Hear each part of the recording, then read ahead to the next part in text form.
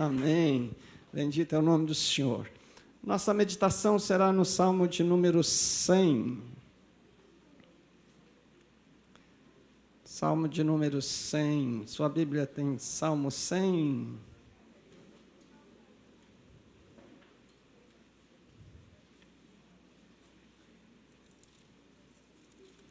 Salmo de número 100. Quem sabe o Salmo 100 de cor?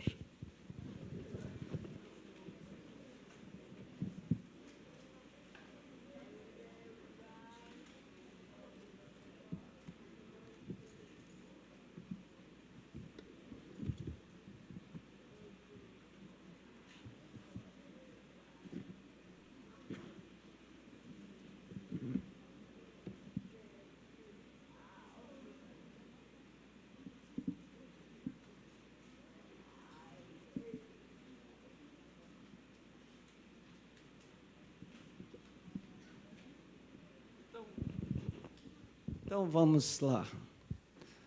Salmo de número 100. Celebrai com júbilo ao Senhor todas as terras. Servi ao Senhor com alegria. Apresentai-vos diante dele com cânticos. Sabei que o Senhor é bom. Foi ele quem nos fez e dele somos. Somos o seu povo e rebanho do seu pastoreio. Entrai por suas portas com ações de graças e nos seus átrios com hinos de louvor. Aleluia. Obrigado, Senhor, por este momento. E nós pedimos tua graça, tua bondade, teu amor sobre os nossos corações.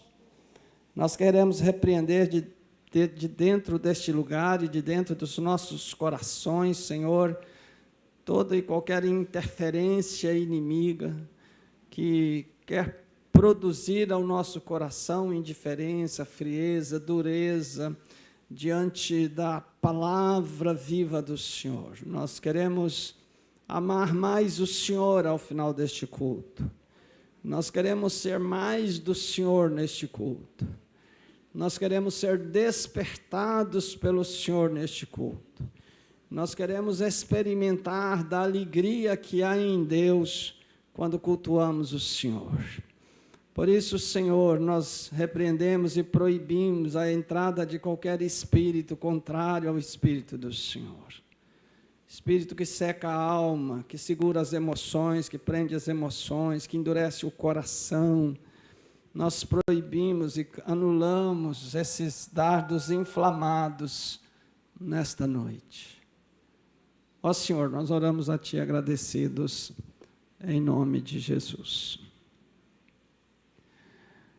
Eu gostaria de começar convidando você a fazer uma retrospectiva, a pensar um pouquinho. E antes de você se sentir acusado ou ofendido, eu quero dizer que eu me sinto incluído completamente nesta reflexão.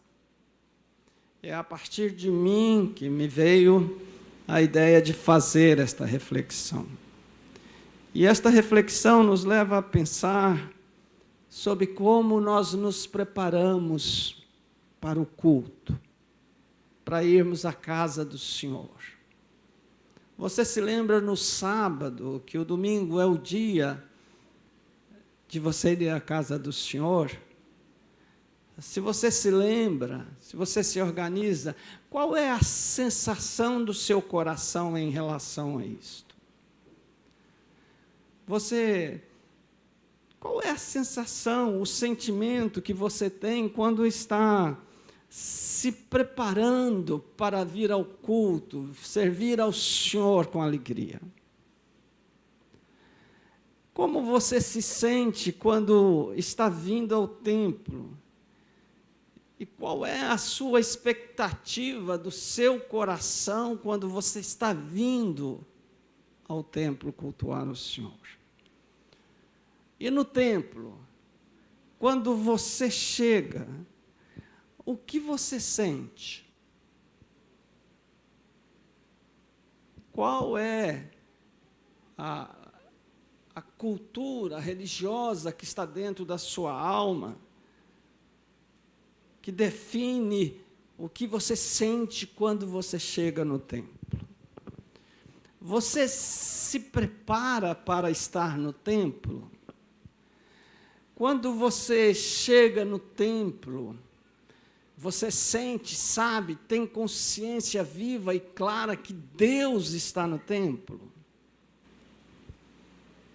Isso muda alguma coisa no seu coração? Se você tivesse essa genuína percepção, esta verdadeira compreensão, você agiria como age hoje ao chegar no templo? Perguntas que eu e você precisamos pensar sobre elas, porque se observarmos na Bíblia, nós vamos notar um foco muito grande de alegria, de prazer, de regozijo, de viver em Deus, de servirmos ao Senhor. O texto já começa a falar de servir com alegria, de cultuar com alegria.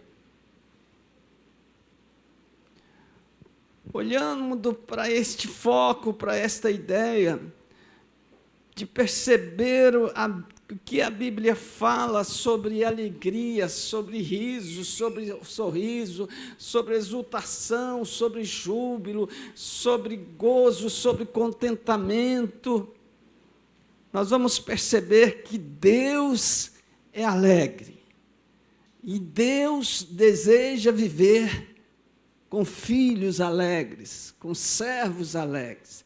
Deus deseja que o nosso relacionamento com Ele seja um relacionamento de alegria.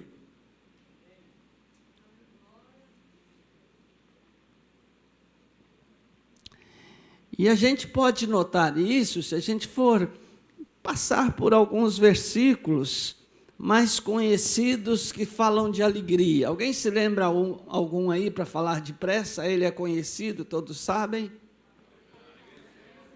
Alegrai-vos sempre no Senhor. Outra vez vos digo, alegrai-vos. Jefferson? A alegria do Senhor é a nossa força. Alegrei-me quando me disseram, vamos à casa do Senhor. Tem mais? O choro pode durar, mas a alegria vem ao amanhecer. A alegria no Senhor é a nossa força, já foi falado aqui. E aquele do Salmo 126, quando o Senhor restaurou a sorte de Sião, ficamos como quem sonha. Então, a nossa boca se encheu de riso e a nossa língua de alegria. E aqui nós poderíamos caminhar com milhares de textos que estão falando sobre alegria, sobre júbilo, sobre regozijo, sobre contentamento, sobre riso, sobre sorriso, por causa da presença do Senhor, por causa do relacionamento do Senhor.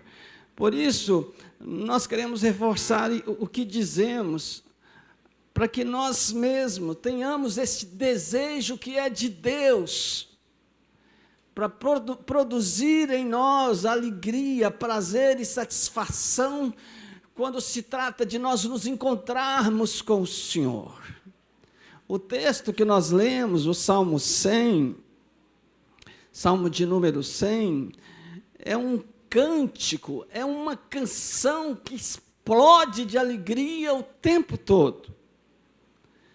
É um salmo que faz parte de um grupo de salmos de 95 até o 100. São salmos de aclamação ao Rei dos Reis, ao Senhor dos Senhores, a ideia é retirada da recepção que o povo fazia aos seus reis quando chegavam da vitória, e eles, em cânticos de alegria, eles recebiam os seus reis com as vitórias e os seus despojos.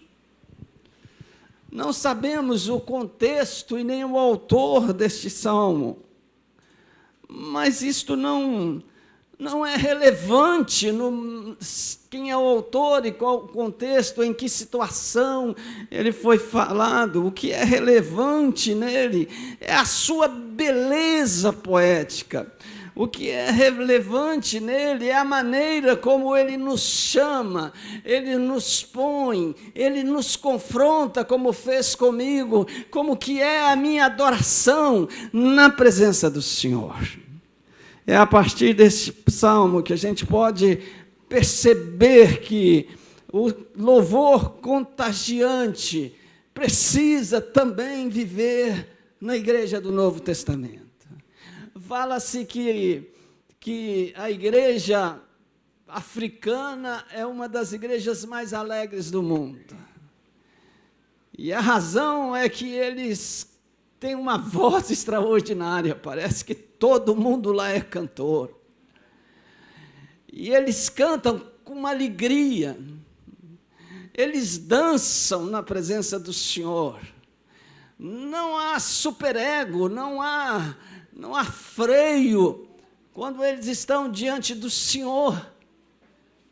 Isto chama para nós a realidade de que nós precisamos confrontar nesta noite como é minha vida de alegria, como é o meu estado de humor diante do meu Senhor, no dia do meu culto, no dia da minha adoração, no momento da minha devocional, como são os meus sentimentos, que expressões brotam da minha alma. Então, pensando neste Salmo 100, eu gostaria de refletir com você sobre a ideia de celebrar a Deus, a alegria, celebrar a alegria em Deus. Vamos dizer juntos, celebrar a alegria em Deus. Em primeiro lugar, a alegria em Deus é expressa no regozijo do povo de Deus. Vamos dizer junto, no regozijo do povo de Deus. Do início ao fim deste salmo, há um canto de entusiasmo e de prazer por estarem na presença, por estarem indo em direção, por estarem chegando no local de adoração. Há dois momentos neste salmo, do 1 ao 3 e do 4 ao 5, em que nos primeiros 3 versículos eles estão adorando, cantando, celebrando no caminho para o templo. Isto é muito comum na história religiosa dos crentes de Israel, quando eles saíam de suas casas e iam se ajuntando pelo caminho, porque estavam indo para o templo, e ali eles faziam cânticos que é chamado cânticos de romagem, onde eles iam gritos de alegria, em regozijo, em prazer, cantando ao Senhor. E as pessoas eram contagiadas na medida que elas se introduziam ao grupo e quando chegavam no templo. O segundo momento é o momento que eles chegam no templo.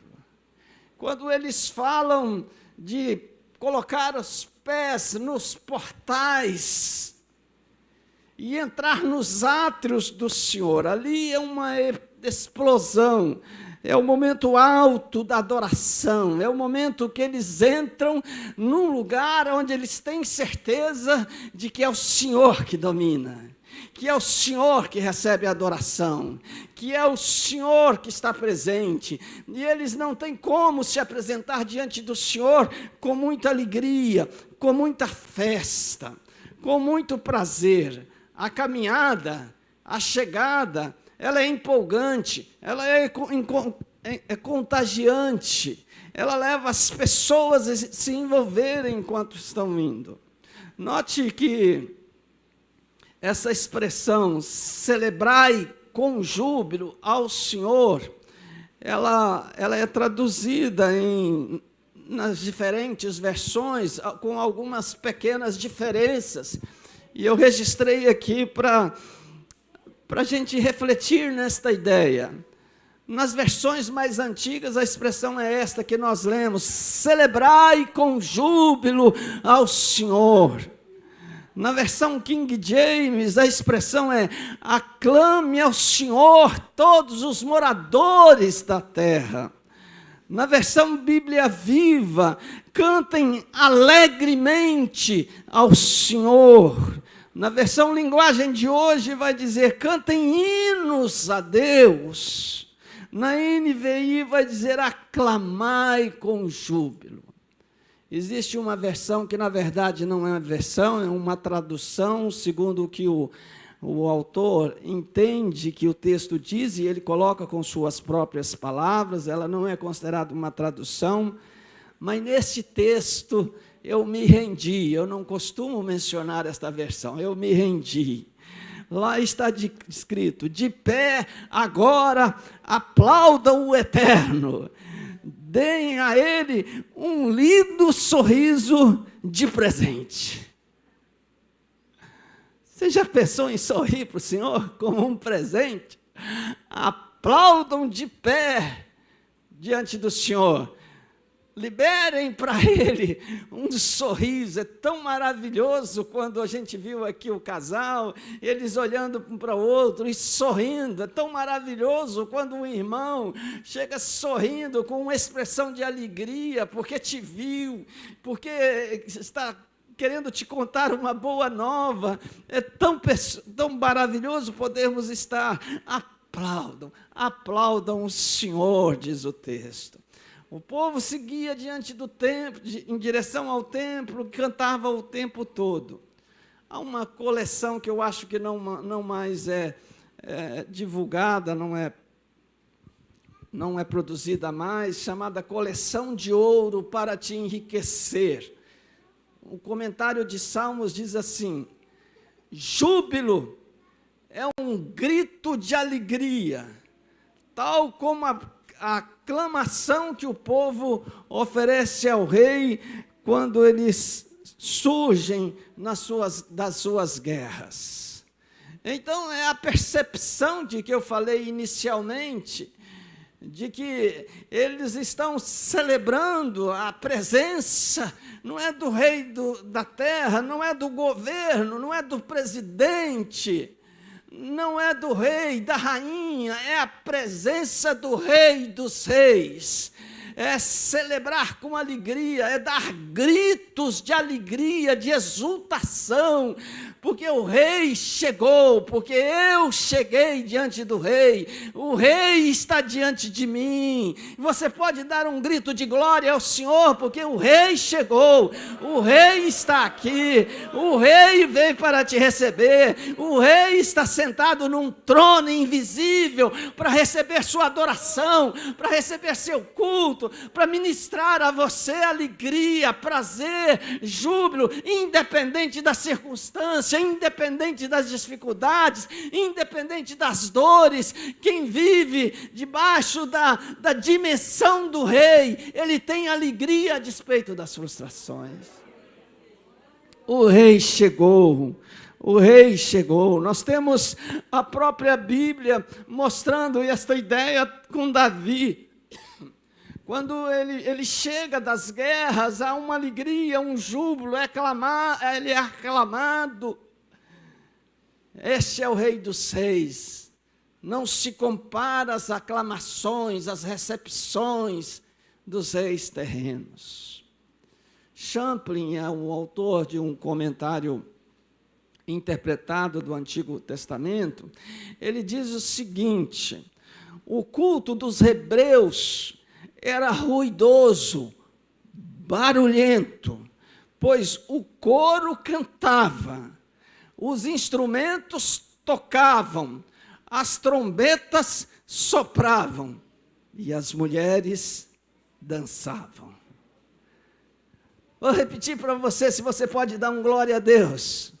O culto dos hebreus era barulhento, pois o coro cantava, os instrumentos tocavam, as trombetas sopravam e as mulheres dançavam. Que coisa maravilhosa! Você acredita nisso? Você acredita que Deus pode estabelecer esta liberdade em nossos cultos? Com decência, com respeito, mas termos a completa liberdade de expressarmos ou de sentirmos uma nova alegria no Senhor. O Salmo 98, de 4 a 6, vai expressar que essas coisas realmente aconteciam no culto. Olha só o que diz o Salmo 98, de 4 a 6. Celebrai com júbilo ao Senhor todos os confins da terra, regozijai-vos e cantai louvores, cantai com harpa louvores ao Senhor, com harpa e voz de canto, com trombetas e ao som das buzinas, exultai perante o Senhor que é Rei.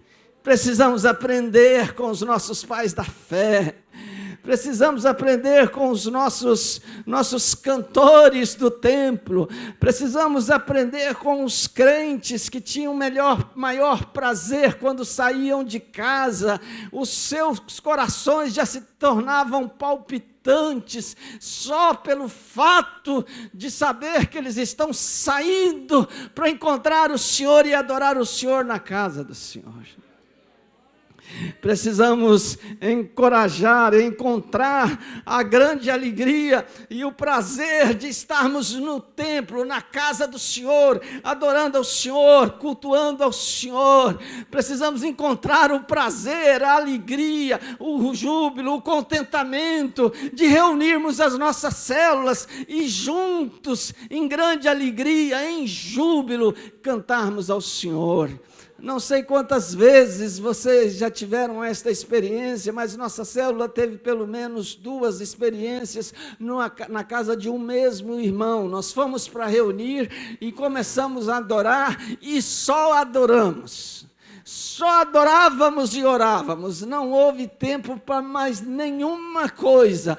Fomos dominados pela unção da graça de Deus naquele lar, e nós chorávamos diante do Senhor, chorávamos de alegria, e nós orávamos novamente, e o outro orava, e o Espírito de Deus conduzia esta caminhada de expressão. Precisamos aprender, eu preciso aprender. Se você explode facilmente diante da presença do Senhor, ore por aqueles que não explodem. Muitos de nós, por não compreender esta ideia fascinante, extraordinária, de que ir à casa do Senhor é ir encontrar com o Senhor e com o povo do Senhor. Se nós conseguirmos nos conscientizar disso, nós vamos perder a ideia de espectadores de um culto e vamos entender que nós somos os protagonistas do culto, são os que fazem o culto, são os que participam do culto, não são os que ficam olhando, não são os que ficam de braços cruzados, não são os que ficam olhando o celular, não são os que não aguentam ficar 5 minutos assentado e tem que sair e levantar, não são os que ficam conversando nos corredores. Quem tem esta percepção, ele vem para o templo e o seu coração está voltado para o Senhor. Não importa se é o pregador mais importante ou o menos conhecido, o importante é que Deus está presente. E só a palavra dele é suficiente para mim e para você. Aleluia. Você pode bendizer ao Senhor? Você pode aplaudir o Senhor? Você se importa de ficar de pé e aplaudir de pé a este Senhor maravilhoso que deseja e se importa que eu e você estejamos alegres, felizes na presença dEle? Glória ao Senhor, dê júbilo ao Senhor, cante, grite na presença do Senhor. Ele está interessado na minha e na sua adoração. Aleluia, aleluia, aleluia, aleluia. Bendito é o nome do Senhor, bendito é o nome do Senhor, Bendito é o nome do Senhor. Pode assentar dando glória a Deus. Aleluia. Então, a celebração da alegria em Deus, em primeiro lugar, é expressa no regozijo, no celebrai com júbilo. E aí está até o servir ao Senhor com alegria. Algumas versões colocam a ideia do serviço a Deus como cantar ao Senhor. Mas comentários falam de que o ato de culto, a liturgia do culto dos judeus era uma liturgia muito séria, muito detalhada, muito organizada, muito estruturada, imutável, porque entendia-se que era a direção de Deus. Então, servir ao Senhor é fazer um culto do jeito que Ele ensinou a fazer. E fazer isto com alegria. Com alegria. Expressão do regozijo. Em segundo lugar, celebrar a Deus, a alegria em Deus é expressa na comunhão do povo de Deus. Diga comigo, na comunhão. Alegria na comunhão. Júbilo na comunhão. No verso 3, o salmista estampa a alegria e o louvor produzido pela comunhão. Sabei que o Senhor é Deus, foi Ele quem nos fez, e dele somos o seu povo e rebanho do pastoreio. Eles estão vibrando, eles estão cantando essas coisas. Esta expressão é também uma confissão clara de que Deus, o Deus da aliança com Israel, é o único Deus verdadeiro. Sabei que o Senhor é Deus, é o primeiro aspecto da comunhão. E a palavra saber tem a ideia de reconhecer claramente. Estudiosos nos informam que a palavra tem o texto de ficar completamente de que o Senhor é Deus. Sabei que o Senhor é Deus. Portanto, para o judeu que está cantando este cântico, não há outro Deus. Só Deus é o Senhor. Quando este Senhor maravilhoso, poderoso, o grande eu sou, por exemplo, confronta os deuses do Egito, e nós, quando lemos o texto das 10 pragas, nós estamos humanizados e queremos compreender os textos bíblicos diante da antropologia humana, e a gente não procura saber o que tem por trás. Quando você vai estudar a respeito das 10 pragas, a pergunta é: por que 10 pragas? Nossa, mas Deus está sendo duro. Não, Deus não está sendo duro, Deus está vencendo deuses. Ele está dizendo que Ele é maior do que 10 deuses. Cada praga era a derrota de um ou mais Deus. Lá na 4ª praga, os mágicos e os sábios conseguiam fazer tudo o que estava sendo feito até ali, mas na 4ª praga eles não conseguiram fazer, e aí eles disseram: é o dedo de Deus. Mas Faraó continuou endurecido, e o 5º Deus foi rebaixado, o 6º Deus foi rebaixado, o 7º, o 8º, o 9º, o 10º, de tal forma que não é simplesmente o Egito e Faraó que está sendo derrotado, são os deuses do Egito que estão completamente, implacavelmente destruídos diante do Senhor. Quantos se lembram do fato extraordinário registrado no primeiro livro dos Reis, capítulo 18, a história de Elias com os profetas de Baal e Aserá? Acabe e Jezabel tornaram-se idólatras, abandonaram o Senhor, e constituíram 800 sacerdotes para servir a esses deuses. E Elias severamente os confronta, depois de ficar sumido 3 anos e meio, após profetizar que haveria fome e falta de água por 3 anos e meio, e ele aparece confrontando esses homens, esses profetas, esses deuses, Baal e Aserá, que era a esposa de Baal. E Elias diz para os sacerdotes, para eles falou: olha, vamos combinar que nós vamos descobrir quem é Deus nessa história aqui. Vocês topam? Topamos. Então vamos combinar. Eu vou fazer um sacrifício e vocês vão fazer um sacrifício. Vocês vão buscar o Senhor e eu vou buscar o meu Senhor Deus, que eu creio que é o único, e aquele que Deus que responder com fogo, venceu a parada. E aí os profetas de Baal e de Aserá estão lá lutando da manhã até o meio-dia. E se cortam, e se batem, e Elias ainda brinca com eles, grita mais. Talvez ele está dormindo, talvez ele viajou.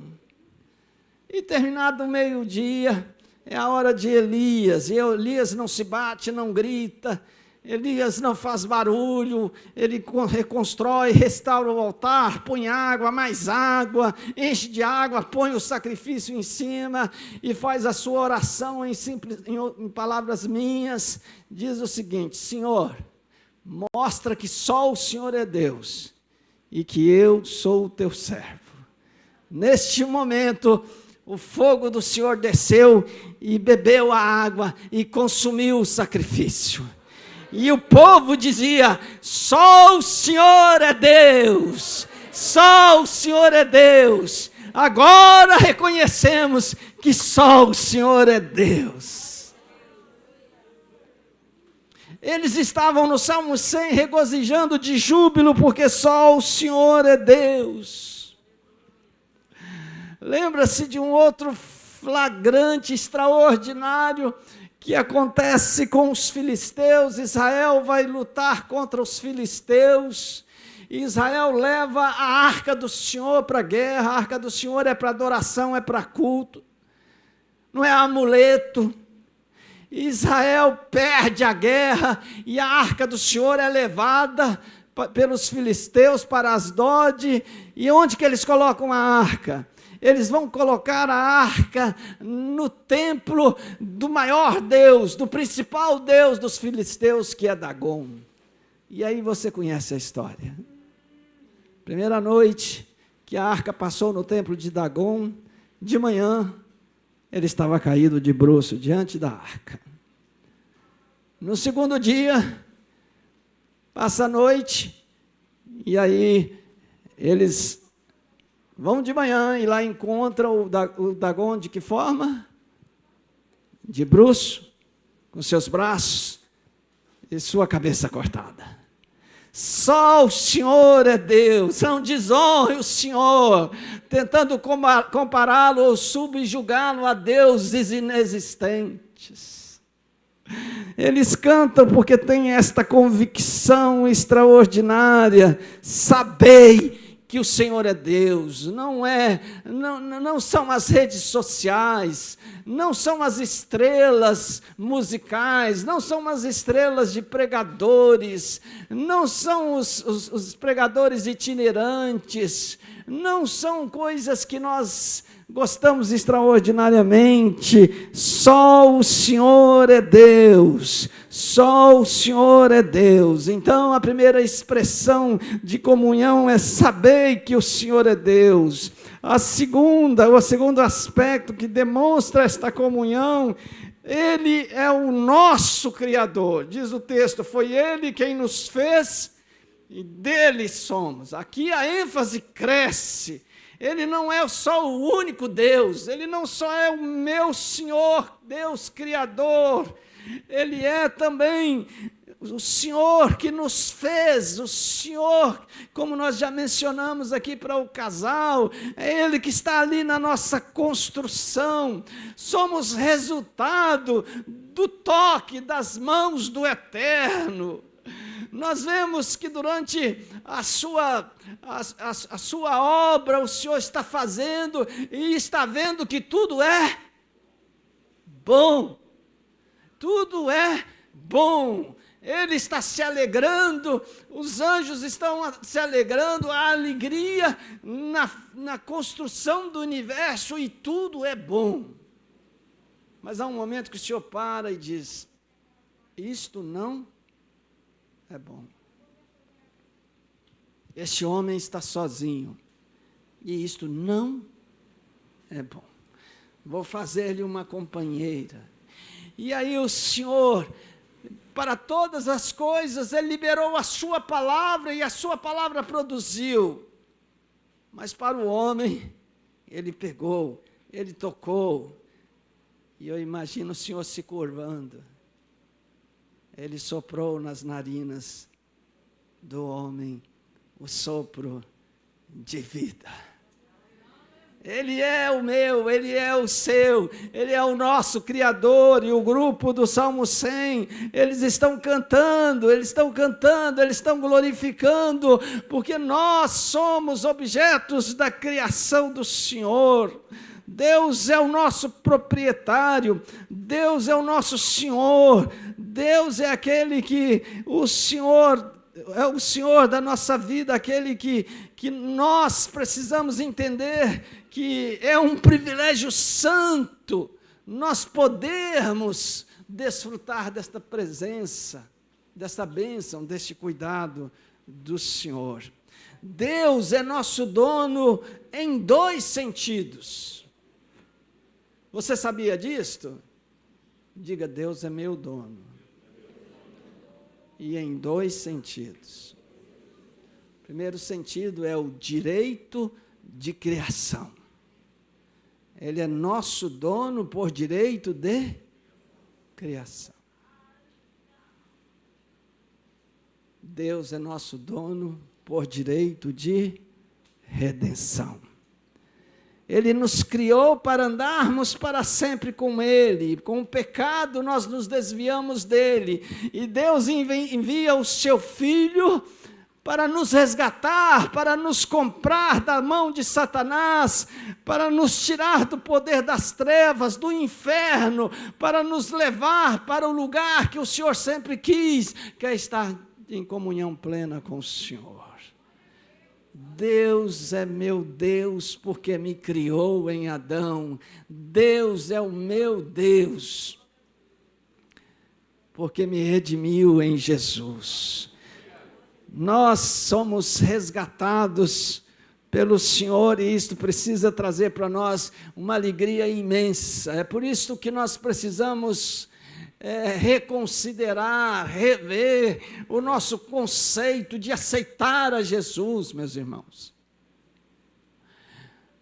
Parece que quando algumas pessoas vêm à frente ou lá na sua célula aceitam a Jesus, ela é convidada a receber um presente natural, uma coisa comum.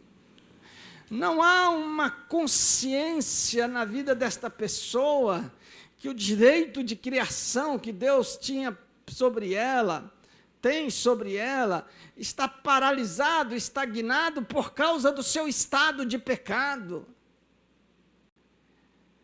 E se ele não despertar, e se ele não acordar, se ele não compreender que ele não é bonzinho, que Deus está olhando e vendo o que ele está fazendo, que o seu coração é bom, não adianta, porque nós somos por natureza pecaminosos, nós nascemos no pecado, nós não precisamos nos esforçar para pecar, o pecado anda ao redor de nós, com Satanás, querendo nos tragar, nos tomar, nos arrancar do Senhor. Nós precisamos entender que quando nós aceitamos a Jesus, nós estamos sendo transportados do inferno para o céu, transportados do império das trevas para o reino do seu amor, e você pode glorificar o Senhor por isto? Se você acredita nisso, dá um grito de glória ao Senhor. Você não pode olhar estas coisas e ficar sem nenhuma reação. Nós precisamos mudar. Nós precisamos mudar. A terceira expressão que revela essa comunhão, Ele é o nosso pastor. Ele é o nosso pastor e nós somos o rebanho do seu pastoreio.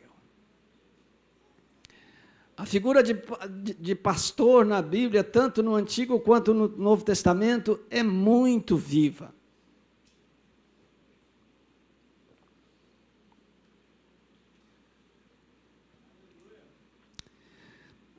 No Salmo 23, o Senhor é o nosso pastor e nada me faltará. Ele vai comigo até o vale de sombra da morte e me livra. Passar por crise, por dificuldades, por lutas, não é sinal de ausência do meu pastor. É sinal de que a nossa vida é comum e que nós passaremos por estas lutas.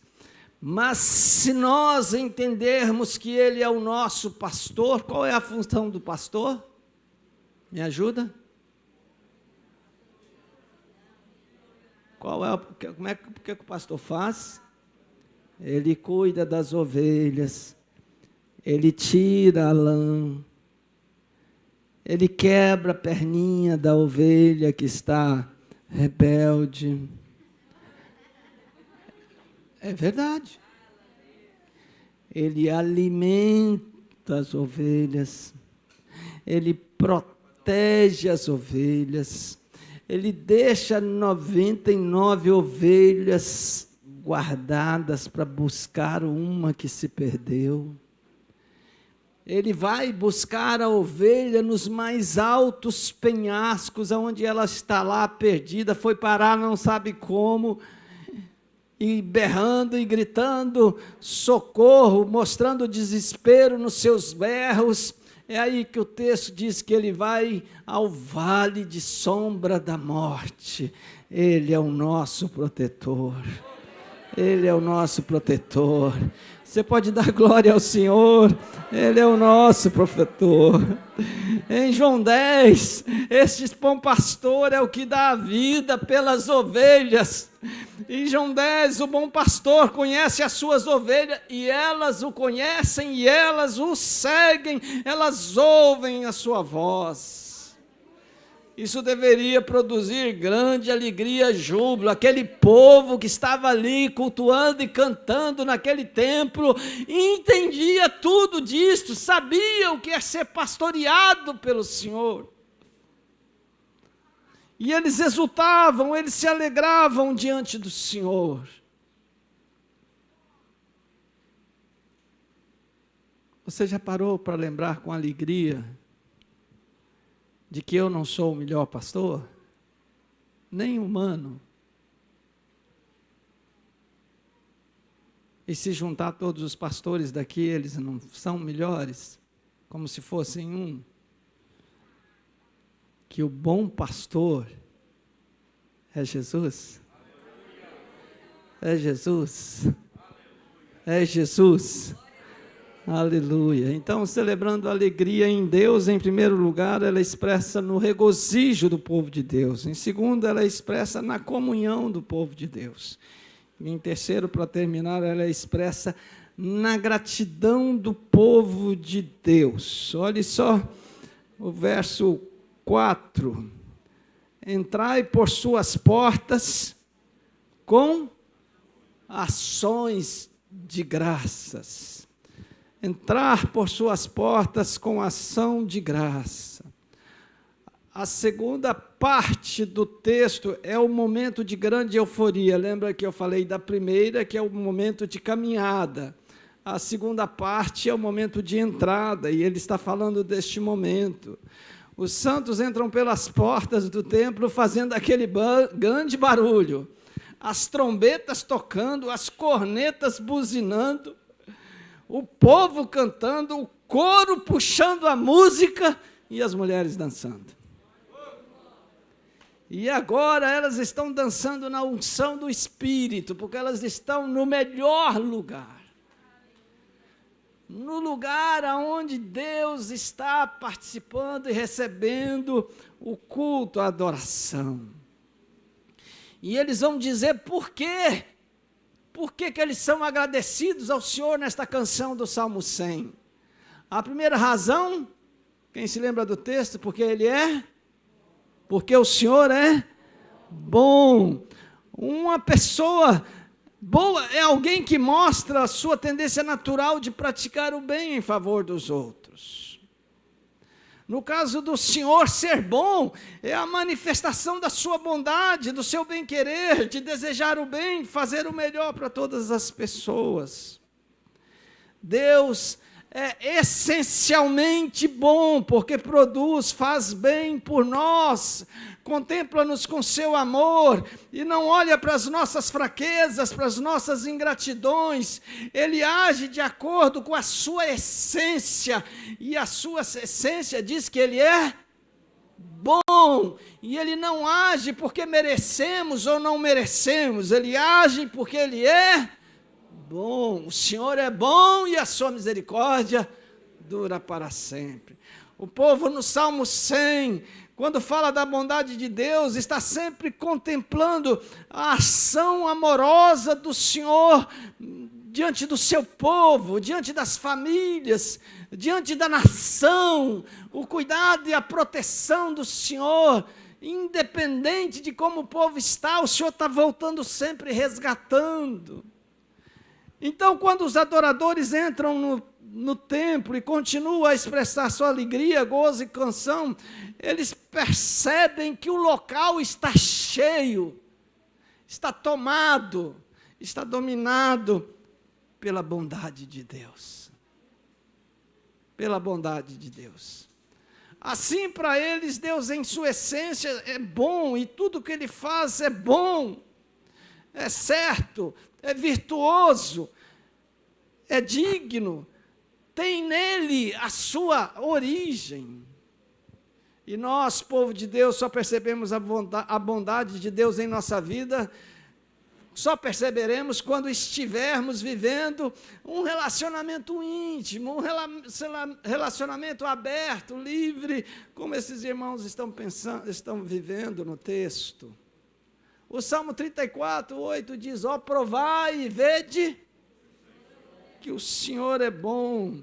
Então, um povo santo, dominado pela unção do Espírito, percebe a bondade do Senhor todos os dias da sua vida e se alegra, tem prazer, reconhece que o Senhor é bom. Você pode dizer para você mesmo: o Senhor é bom. O Senhor é bom.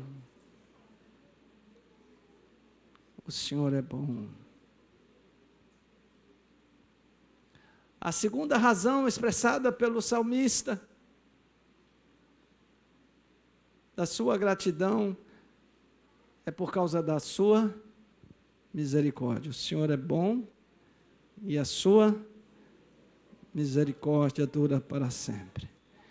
Em face do povo de Israel viver numa contínua intermitência, e especialmente depois do período de juízes e dos reinados, especialmente reinado norte e sul, há uma intermitência de se achegar a Deus e se afastar do Senhor. Então eles mais do que nunca experimentavam desta misericórdia de Deus. Mais do que nunca eles desfrutavam, porque eles se afastavam do Senhor. E aí, quando a gente se afasta do Senhor, a coisa arruína. E as coisas dão erradas, porque o Senhor tem uma aliança com eles, o Senhor os disciplina.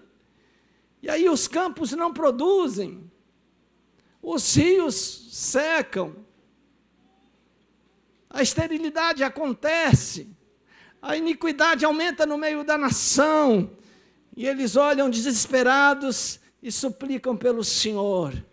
E o Senhor vem com a sua misericórdia. O Senhor vem socorrê-los.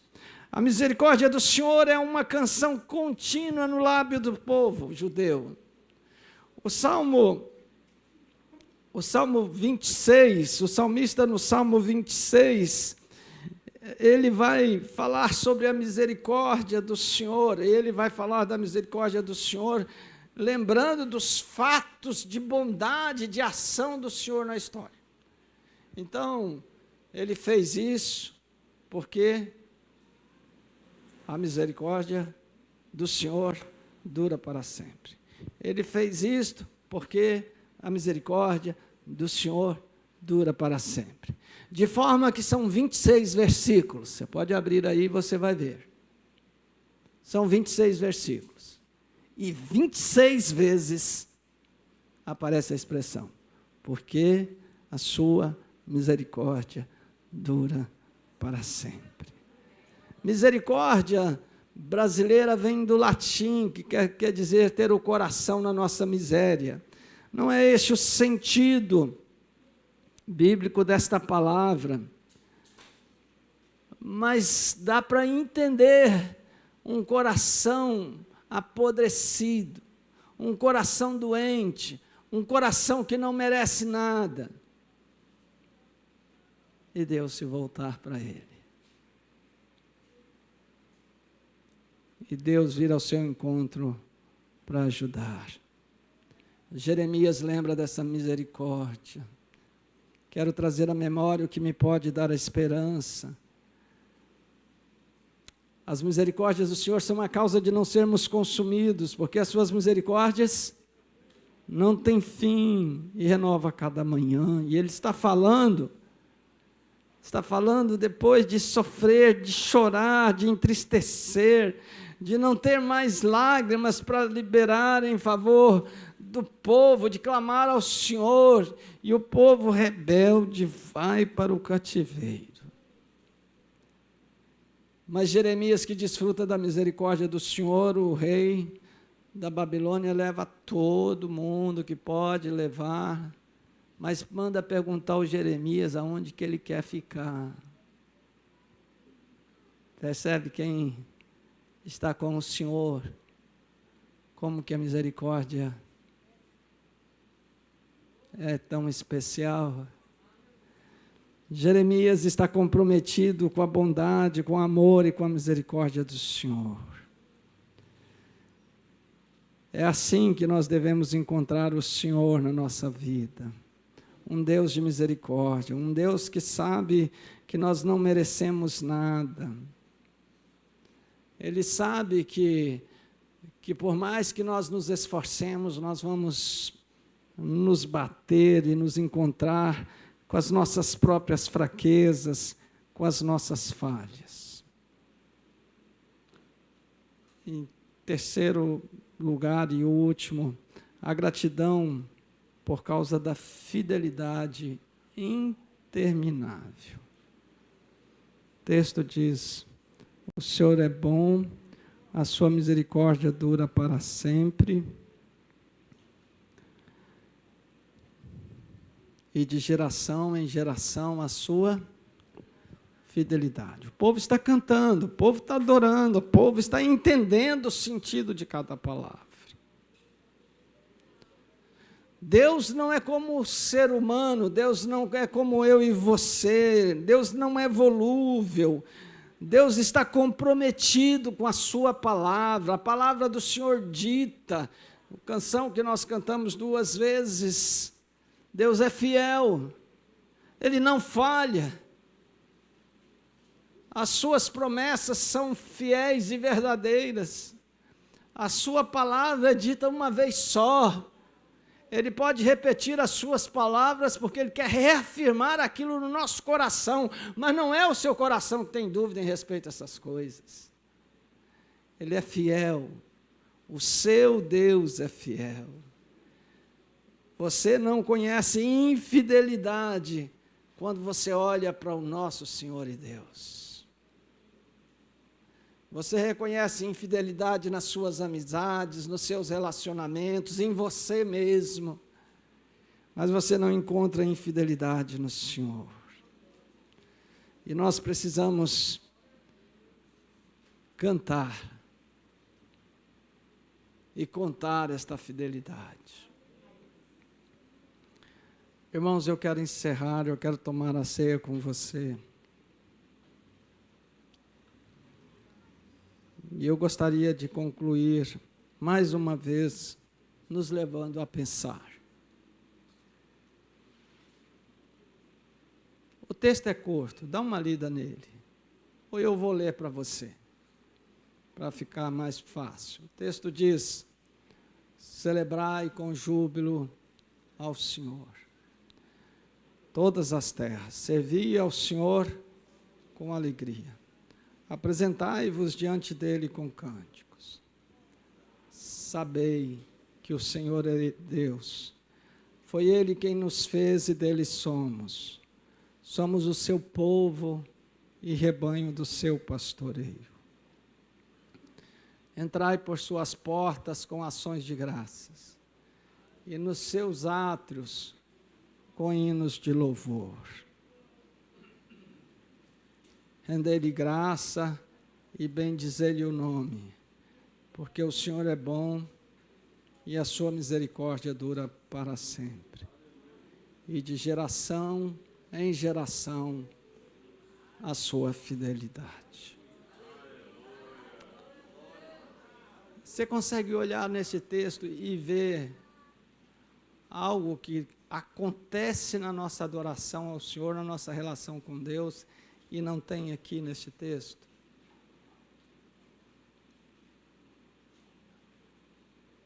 Dá uma olhada para o texto. Pensa como é que é a nossa relação com Deus. Ela é baseada em quê?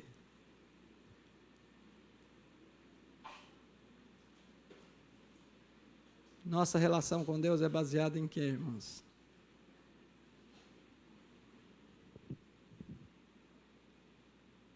Vamos lá na campanha. Nossa relação com Deus é baseada com o quê? Em quê?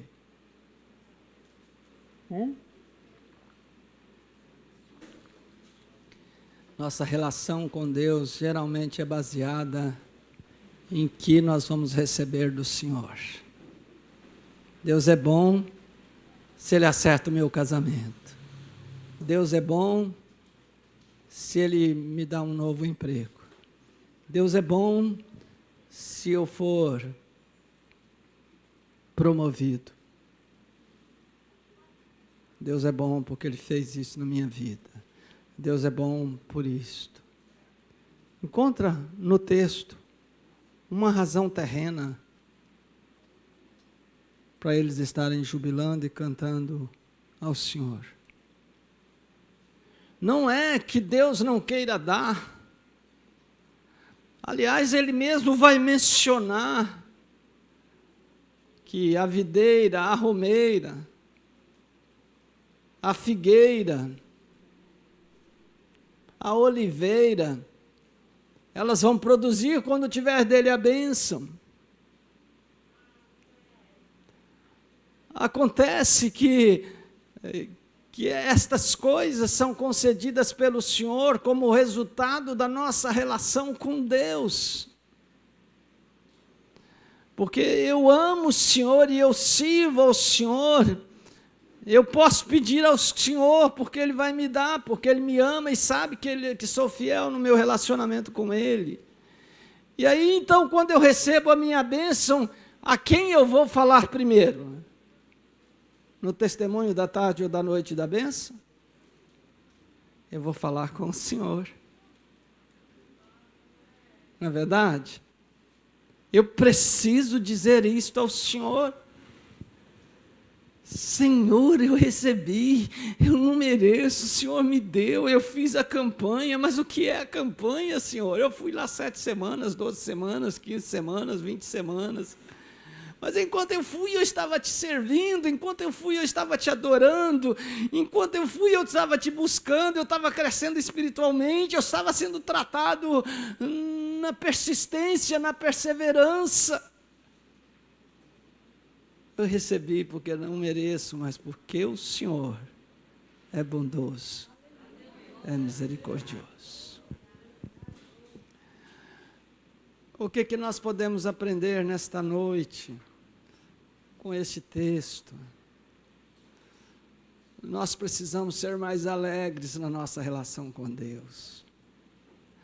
Nós precisamos ser mais vivos na nossa relação com Deus. Os nossos cultos individuais, eles precisam ser mais promissores. As nossas células, elas precisam ser mais ricas.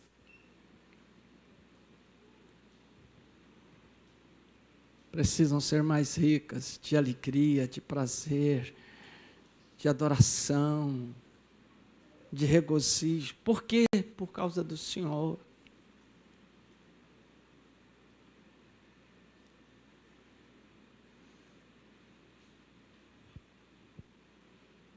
Como que você vai encarar isso daqui para frente? Muitos de nós vêm para o culto no piloto automático. Vamos para a igreja? Vamos. O que vamos fazer na igreja? É culto. É culto. E aí a gente vai para a igreja. Chega na igreja, conversando, falando com todo mundo, falando alto, cumprimentando a todos, rindo. E aí o culto começa. E se o louvor não abafar, tem gente conversando ainda depois que o culto começa.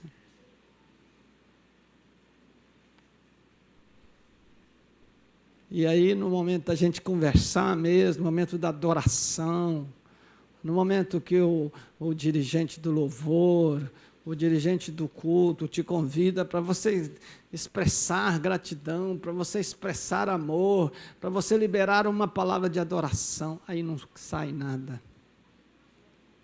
Não sai nada.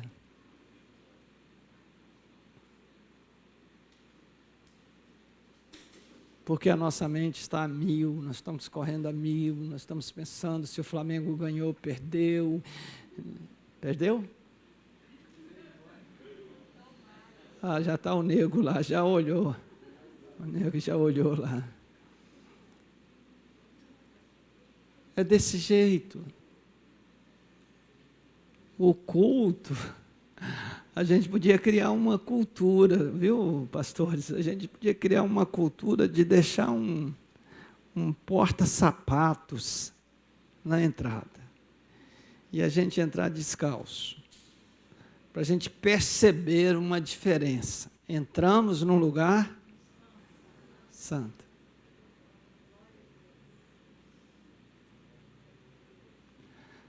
Amém? Você promete orar por isso diante do Senhor? Você promete avaliar a sua história, a sua relação com o Senhor? Olha, meus irmãos, se nós tivéssemos com esta consciência, eu estou falando de mim, de todos nós não teríamos pessoas com tanto medo de vir à igreja, mas indo para todo lugar. Parece que a presença do Senhor traz repulsa,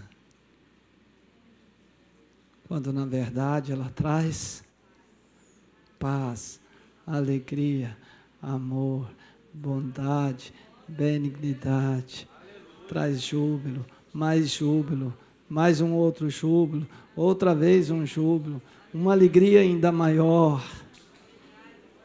Se há um lugar que nós podemos ser protegidos, é na presença do Senhor. Deus, em nome de Jesus, nos colocamos diante do Senhor e pedimos, Jesus, que esta palavra não fique aqui, neste lugar, ela fique em nossos corações. Deus, e nós queremos, em nome do Senhor, pedir ao Senhor humildemente, reconhecemos nossas fraquezas. Eu reconheço as minhas, Senhor, mas eu quero mudar, eu quero pedir ao Senhor que mude os meus irmãos. Faz isto por mim, Senhor, por amor dos meus irmãos.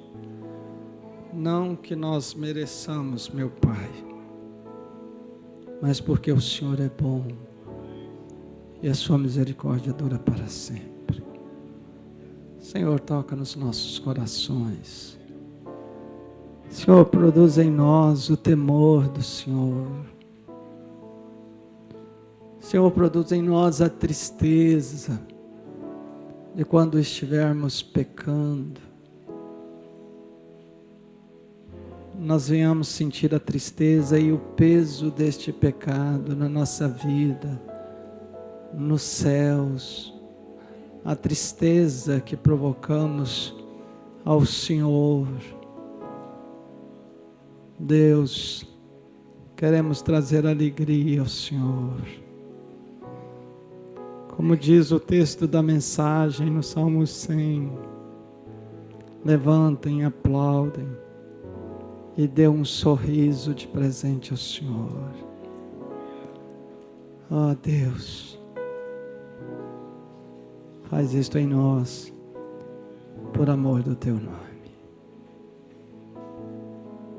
No nome de Jesus. Amém. Vamos tomar a ceia do Senhor. Nós vamos ler o mesmo texto que foi lido de manhã. 1 Coríntios capítulo 11, a partir do versículo 23, diz: porque eu recebi do Senhor o que também vos entreguei, que o Senhor Jesus, na noite em que foi traído, tomou o pão e, tendo dado graças, o partiu e disse: isto é o meu corpo que é dado por vós.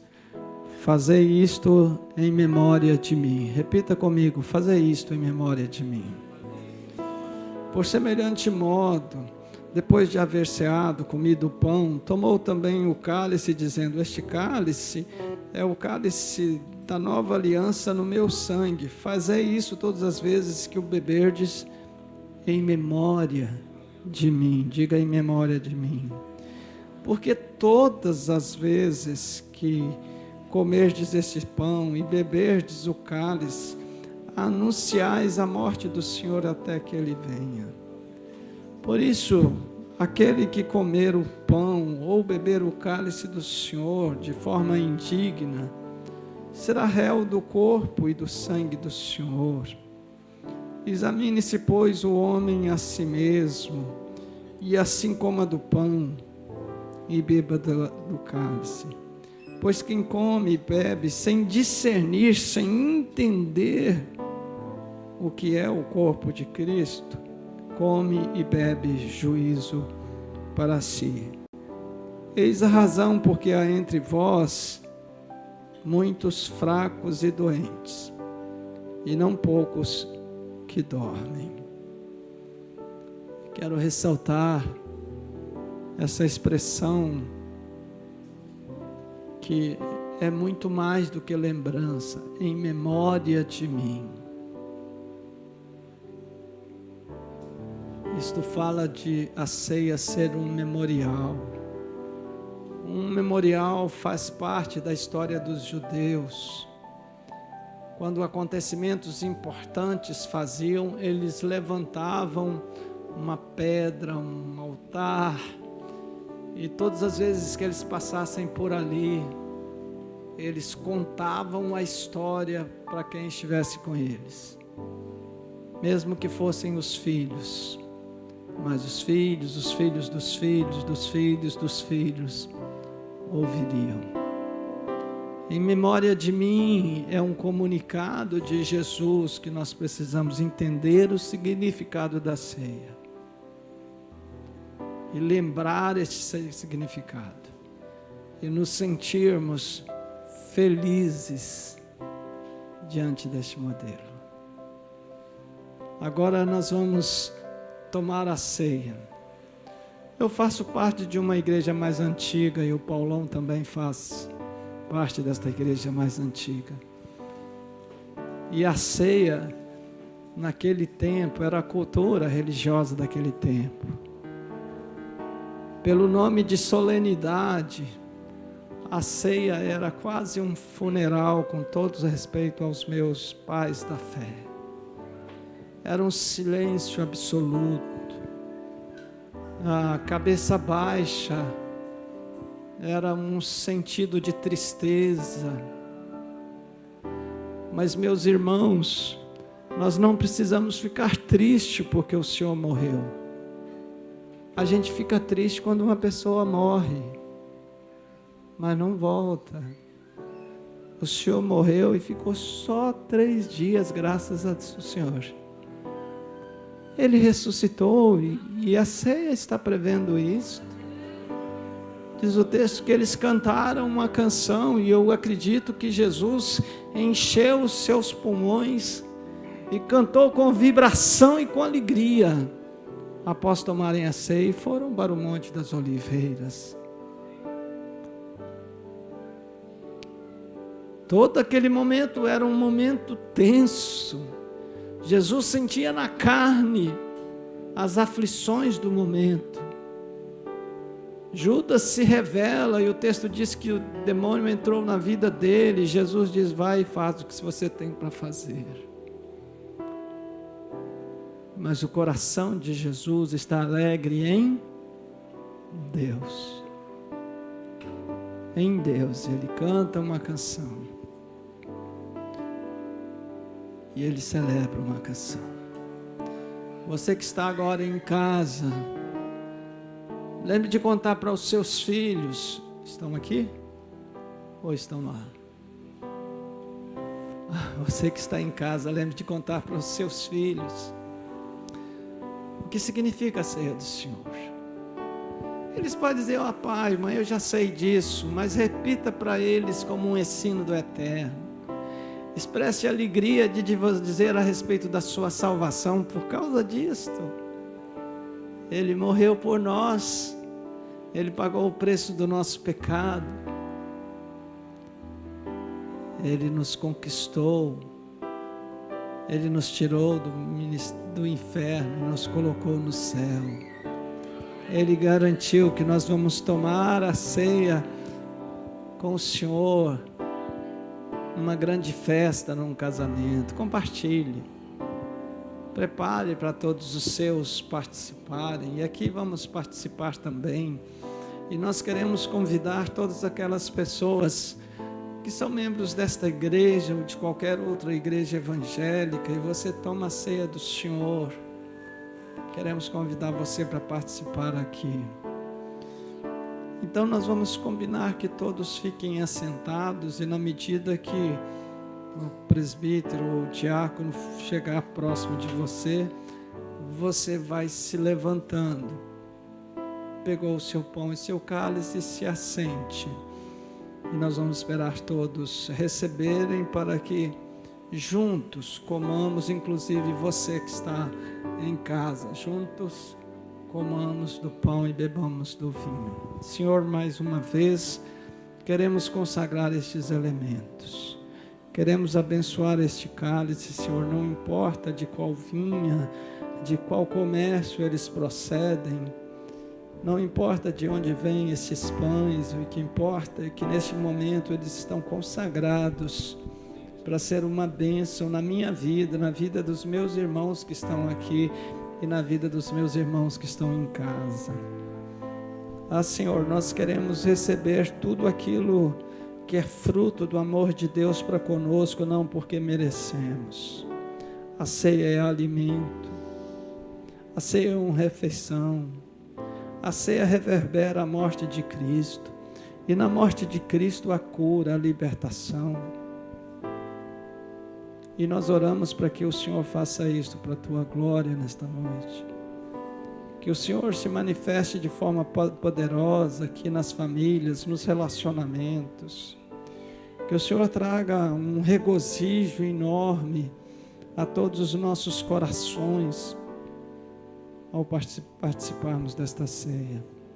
Que sejamos batizados, Senhor Deus, com esta unção de alegria, de júbilo, de regozijo da presença do Senhor que está descrita no Salmo 100.